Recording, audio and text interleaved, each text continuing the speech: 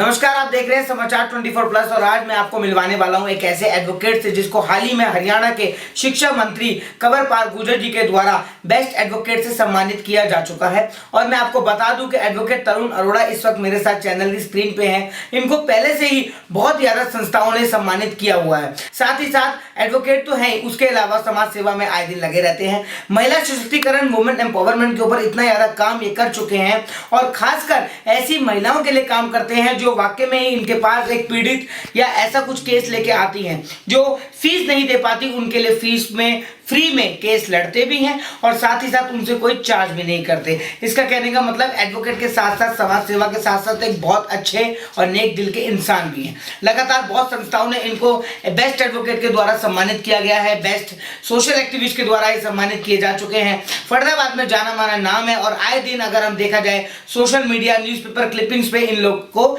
देखते रहते हैं। अभी हाल ही में चंडीगढ़ के अंदर निशा एनजीओ के द्वारा एक कार्यक्रम आयोजित किया गया जो कि बहुत बड़े लेवल पे था, जिसके अंदर हरियाणा के शिक्षा मंत्री श्री कंवरपाल गुर्जर जी आए और उन्होंने इनको बेस्ट एडवोकेट के सम्मानित किया। तरुण जी, बहुत बहुत स्वागत।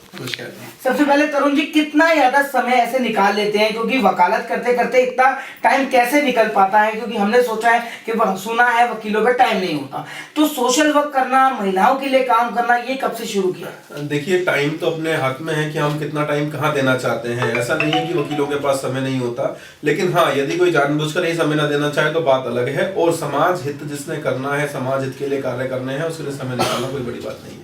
निशा एनजीओ के द्वारा जो चंडीगढ़ में इतने बड़े लेवल पर सम्मानित किया गया, उसके लिए बताइए कैसे कॉल आया, कैसे आपको सिलेक्शन हुआ? देखिए, मेरे पास हमारे फरीदाबाद से प्रदीप गुप्ता जी, राजेश मदान जी हैं जो कि स्कूल चलाते हैं। इन्होंने बताया कि एक कार्यक्रम पंचकुला में है जो कि निशा एनजीओ कर रही है, जिसमें हरियाणा के तमाम स्कूल पार्टिसिपेट कर रहे हैं और आपने हमारे साथ कार्यक्रम में चलना है। जब मैं वहाँ गया तो मैं बहुत ही ज़्यादा सरप्राइज था कि स्कूल फरीदाबाद के स्कूलों की तरफ से मेरा नाम नॉमिनेटेड किया गया था।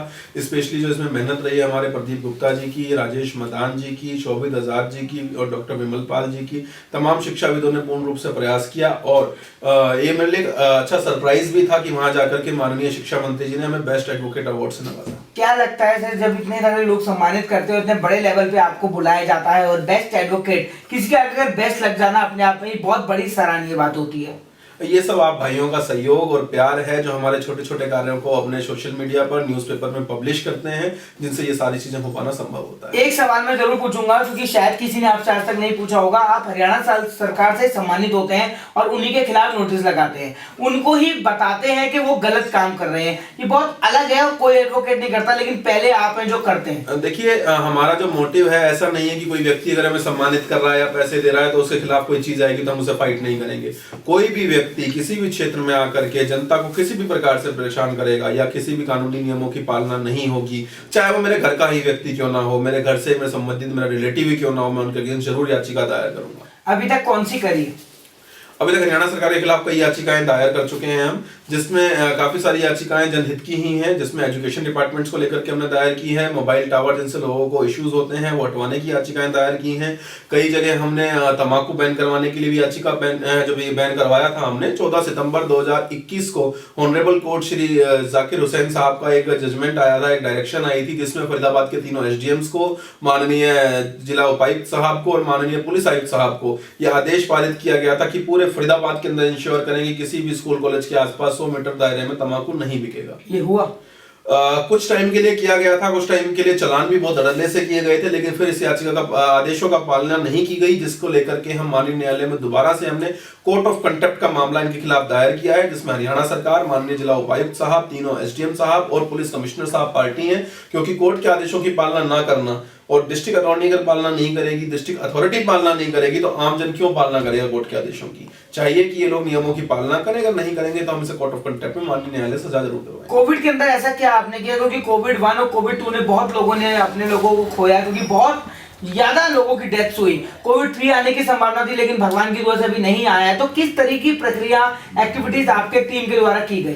कोविड काल में एक स्पेशली हमने एक नाटक तैयार किया था जो कि थिएटर्स में चलवाया गया, जिसके अंदर जो मेन नाटक था वो ये था कि कोरोना काल में किस प्रकार लोगों को सेफ रहना है, पुलिस की हेल्प किस तरीके से करनी है, पुलिस वाले किस तरीके से आम जनता के लिए अपनी जान को जोखिम में डाल करके सड़कों पे हैं और उन लोगों को सेफ करने का काम कर रहे हैं। उसी प्रकार डॉक्टर्स की क्या उसके अंदर चीजें रहती है, डॉक्टर्स कैसे सपोर्ट कर रहे हैं, अपनी जान को जोखिम में डाल करके लोगों का इलाज कर रहे हैं। इसके अलावा कोविड काल के अंदर हमारे संस्थान के द्वारा, हमारे संस्थान के जो साथी हैं जैसे फरीदाबाद विकास परिषद और महिला एवं बाल विकास परिषद ने तमाम हमारे पदाधिकारियों के साथ, जिसमें मेरी सिस्टर हैं स्वर्गीय श्रीमती सुनीता अरोड़ा चैरिटेबल ट्रस्ट, दीपांशी अरोड़ा, हमारे रवि कुमार जी, गणेश गुप्ता जी, एडवोकेट मनसा पासवान इत्यादि पूरी टीम ने मिलकर के 24 घंटे भोजन की व्यवस्था की। हमारे यहाँ पे 24 घंटे भोजन बनता था जो पैक होकर के जरूरतमंदों तक पहुंचाया जाता। महिलाओं के लिए इतना काम करते हैं, फिर भी महिलाओं के साथ रेप, एसिड अटैक्स आए दिन बढ़ रहे हैं। महिलाओं के साथ इतना ज्यादा यौन उत्पीड़न बढ़ रहा है।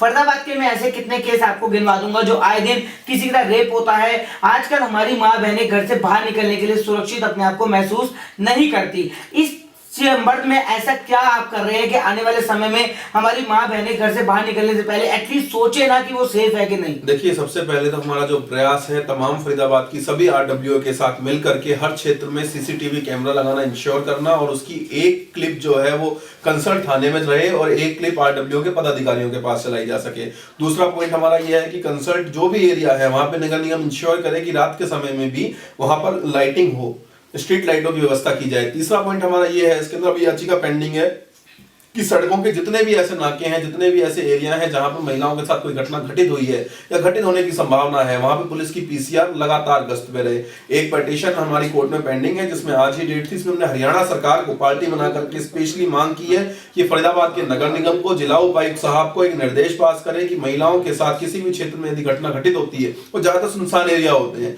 जो कि सरकारी जमीन हो सकती है, नगर निगम की जगह हो सकती है, सरकारी स्कूल हो सकते हैं जो खुले हैं जिनकी बाउंड्रीज नहीं है, या फिर वहां होती है जहां पर लाइटों की व्यवस्था नहीं है, जहां पर गड्ढे हैं सड़कों में, ऐसी कोई व्यवस्था नहीं है कि आने जाने वाला हर व्यक्ति वहां से निकले। तो ऐसी जगहों को इंश्योर करके उनकी मरम्मत कराई जाए, सीवरों की जो व्यवस्था है उसको तत्काल प्रभाव से ठीक किया जाए, स्ट्रीट लाइटों की व्यवस्था की जाए और कंसर्न महिला थानों के साथ साथ हर थाने के अंदर महिला सुरक्षा कर्मी रखे जाए और हर नाके पर कम से कम नाइट में पुलिस जरूर गश्त करे। अभी अब जब आपको 20 फरवरी को निशा एनजीओ के द्वारा सम्मानित किया गया तो आपने भी शिक्षा मंत्री को कुछ भेंट किया जो वीडियो में दिख रहा है। जी, हमने माननीय शिक्षा मंत्री श्री कंवरपाल गुर्जर जी को और निशा के जो संस्थापक हैं श्री कुलभूषण शर्मा जी, उनको हमने सबसे अच्छा, जो हमारे लिए सबसे अच्छा है, श्री रामचरितमानस पुस्तक भेंट करी है जो कि हमारे धार्मिक ग्रंथ हैं, उनसे हमारी धार्मिक भावनाएं जुड़ी। आप पढ़ते हैं? जी बिल्कुल मैं पढ़ता हूँ। तो उन लोगों के लिए क्या कहेंगे जो वाकई में आजकल हिंदुओं पे सवाल उठा रहे हैं और वो रामचरितमानस, भगवत गीता और साथ ही साथ अगर ऐसे किताबों के ऊपर जो ज्ञानवर्धक हैं उन पे सवाल उठा रहे हैं। अगर मैं बात करूं भागेश्वर धाम की जो आजकल बहुत ज्यादा पॉपुलर चर्चा में है, उनके ऊपर इतने सवाल उठाए जा रहे हैं कि वो ढोंग करते हैं। लेकिन अगर आप भगवत गीता पढ़ते हैं, रामचरितमानस पढ़ते हैं, तो उन लोगों के लिए क्या संदेश रहेगा? देखिए, सबसे पहली बात तो ये सबसे पुराना धर्म, अगर हम बात करें धर्म एक ही है, वो सनातन धर्म है और सबसे पुराना है और सबसे बड़ी जो हमारी संस्कृति है। रामचरितमानस पर किसी भी प्रकार से सवाल नहीं उठाया जा सकता। जो व्यक्ति रामचरितमानस पे सवाल उठाने वाले हैं उनसे मैं कहूंगा कि पहले जाकर के रामेश्वर धाम के दर्शन करके आए, जहाँ भगवान श्री राम के हाथों से बना हुआ शिवलिंग आज भी विराजमान है। जाकर के उस जगह जाएं समुद्र के किनारे जहाँ पे भगवान श्री राम के लिए बनाया गया राम सेतु आज भी इस धरती पर है। अगर हम सवाल उठाते हैं तो सरयू नदी के किनारे जाकर के देखें। ये सारी चीजें जो वृतांत है ये सत्य है और सत्य को प्रमाण की कोई आवश्यकता नहीं है। माननीय सुप्रीम कोर्ट ने भी रामचरितमानस के आधार पर रामचरितमानस को सत्य मानते हुए एक फैसला दिया, जिसमें 5 अगस्त को जो फैसला आया, जहां पर अब राम मंदिर का निर्माण हो रहा है। राम मंदिर जब बनके तैयार होगा तो सैकड़ों हिंदू वहां जाएंगे, पूजा पाठ करेंगे, सब कुछ करेंगे। लेकिन एक तरफ अगर देखा जाए तो जब मस्जिद टूटती है तो मुसलमान लोग विरोध करते हैं, दूसरी तरफ हिंदू अगर कुछ टूटता है तो हिंदू विरोध करता है। हिंदू मुसलमान की लड़ाई ये देश के अंदर कब तक चलती रहेगी? एज अ वकील जवाब चाहिए। देखिए, मैं आपको यहाँ स्पष्ट कर दूं कि माननीय न्यायालय ने तो तमाम सबूतों के आधार पर न्याय व्यवस्था को देखते हुए ये फैसला दिया है, क्योंकि माननीय न्यायालय का जो काम है वो न्याय देना ही है, सबूतों के आधार पर फैसला देना है। कई सालों से ये केस पेंडिंग था और जब राम मंदिर निर्माण होकर के तैयार हो रहा है, वहां पे सैकड़ों नहीं लाखों और करोड़ों की संख्या में श्रद्धालु जाएंगे। और अभी आपको पता हो कि एक बाबरी मस्जिद और जो हमारी मथुरा की है, जिसका मामला माननीय न्यायालय में पेंडिंग है। मैं किसी धर्म का विरोधी नहीं हूं, माननीय न्यायालय किसी धर्म का विरोधी नहीं है। हिंदुस्तान मात्र एक ऐसा देश है जिसके अंदर सभी लोग हर जाति के, हर धर्म के एक साथ भाईचारे के साथ रहते हैं, परंतु माननीय न्यायालय तो न्याय ही करेगा, क्योंकि यहाँ पर एक ही व्यक्तित्व है, सत्यमेव जयते और न्याय परमो धर्मः। आपके साथ साथ अभी आपकी जो टीम मेंबर है मनसा पासवान जी को भी सम्मानित किया गया था, उनको किस चीज के लिए सम्मानित किया गया? उन्हें भी बेस्ट महिला एडवोकेट के तौर पर सम्मानित किया गया था और माननीय शिक्षा मंत्री जी ने कहा कि जो युवा आगे आ रहे हैं, युवा महिलाएं आगे आ रही हैं, ये क्षेत्र का, हमारे प्रदेश का भाग्य है, सौभाग्य। है।